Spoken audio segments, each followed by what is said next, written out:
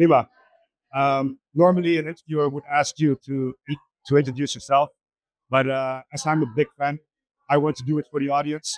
So Nima is the founder of NewsCord, one of T4P's incubator project, and he has done an amazing job because something that we all need is awareness on what's really happening in Palestine, in Gaza. We need fair news, and that's what he has been offering us through NewsCord already for a year or two. And I think in the last 12 months, I've seen the biggest influencers and journalists even using his platform as source.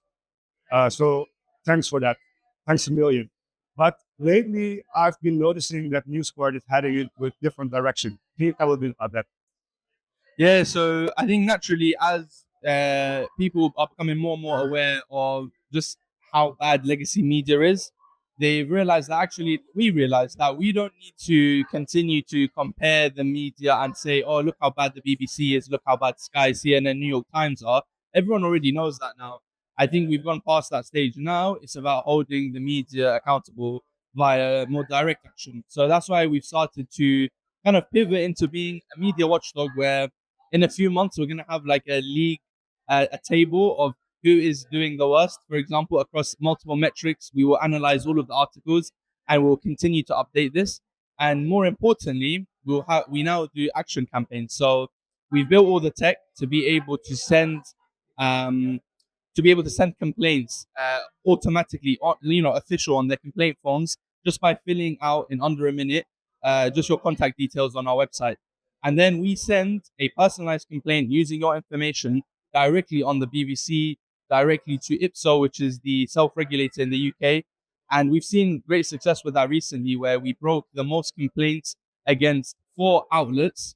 I think those 4 outlets had received the most complaints, uh, more complaints than all the complaints against all outlets to IPSO over the entire year, just on one article. And that was because of a man in the UK named Misan Harriman, who does great activism work. And he was basically attacked by the media smear campaign.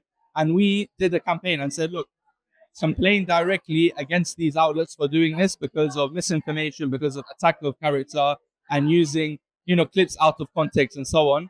And yeah, loads of people rallied behind it. And now those 4 outlets, Telegraph, Daily Mail, The Times, Daily Express, they're under investigation for breaching code of conduct. So we can see that this action campaign is absolutely what we need to be focusing on now. And we've seen that it works. And we're just going to keep going better and be more relentless. This is amazing. And actually, it makes sense because you started NewsCord by making the world aware.